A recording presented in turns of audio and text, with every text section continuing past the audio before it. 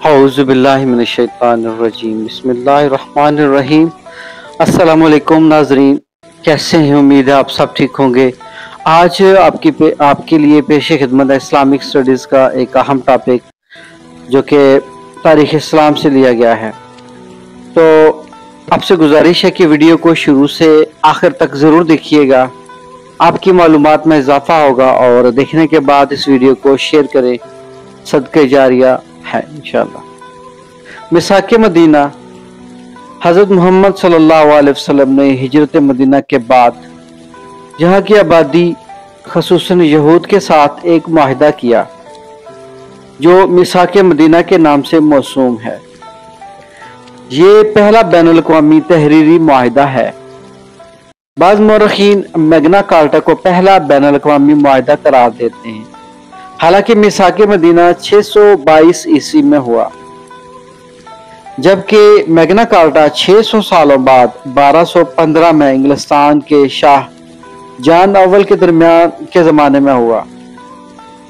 ناظرین، میثاق مدینہ 53 دفعات پر مشتمل تھا، اور اس کی سب سے اہم خصوصیت یہ تھی کہ حضور صلی اللہ علیہ وسلم نے یہود سے اپنی قیادت تسلیم کروائی، جو صدیوں سے مدینہ کی قیادت کرتے آ رہے تھے، یعنی کہ یہود صدیوں سے مدینہ کی قیادت کر رہے تھے۔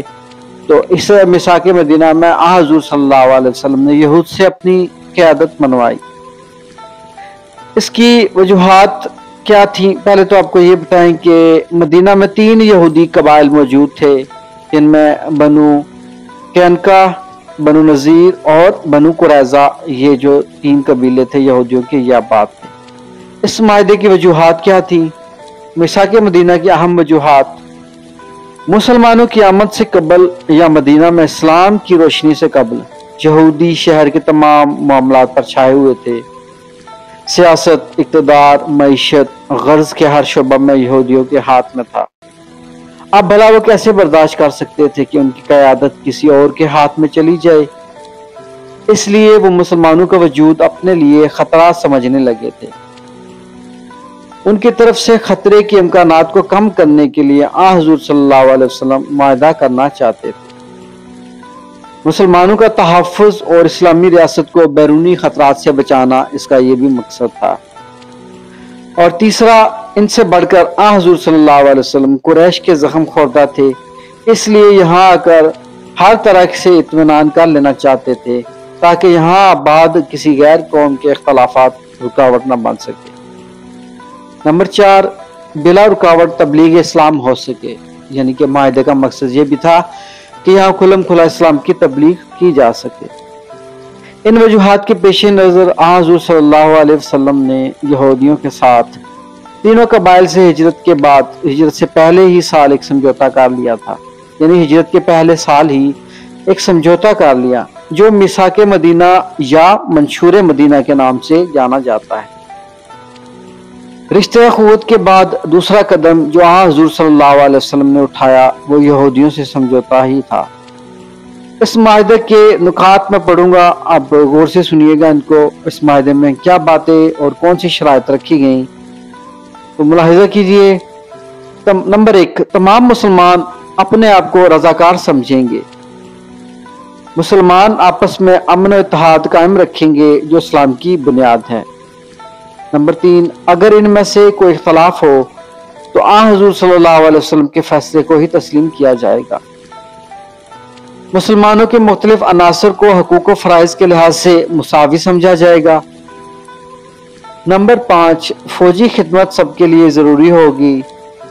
نمبر 6، تمام مہاجرین کو ہر معاملات میں ایک قبیلہ کی حیثیت دی گئی، جبکہ اس منشور کی روشنی میں انصار کی قبائل کو اسی شکل میں تسلیم کیا گیا۔ تمام معاملات کے لیے اور آپس میں اختلافات کے لیے حضور صلی اللہ علیہ وسلم کا فیصلہ ہی قابل قبول ہوگا اور حتمی اور قطعی ہوگا۔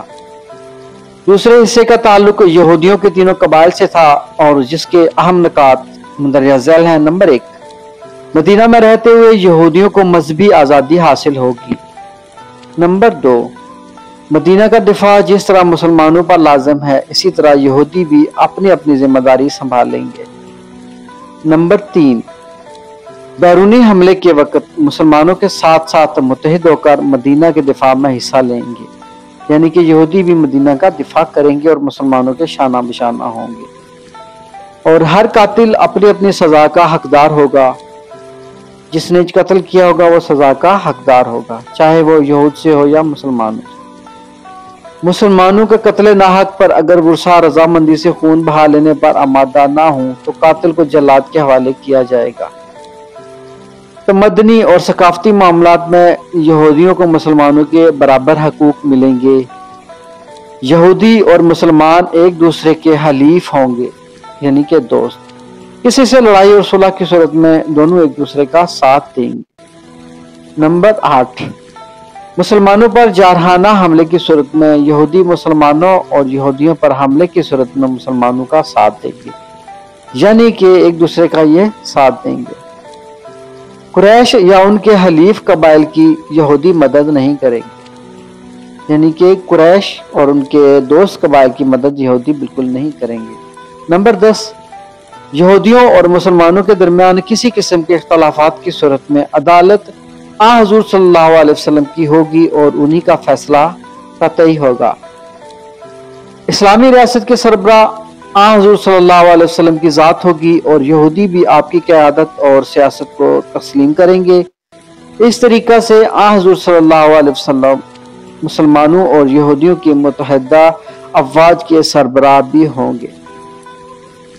نمبر 12، ان کے اندرونی معاملات میں کوئی مداخلت نہیں کی جائے گی۔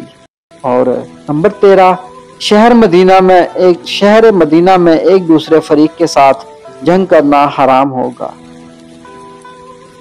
ناظرین، یہ تھا میثاق مدینہ اور اسلامی تاریخ میں یہ انتہائی وہ اہمیت کا حامل یہ معاہدہ تھا جو یہود اور مدینہ کے یہود اور مسلمانوں کے درمیان میں طے پایا گیا اور پھر اسلامی ریاست کو منوایا گیا۔ اگر آپ کو یہ ویڈیو پسند آئی تو شیئر کریں، لائک کریں اور چینل کو سبسکرائب کریں۔ مزید اس طرح کی ویڈیو پانے کے لیے انتظار کریں۔ اب تک کے لیے اللہ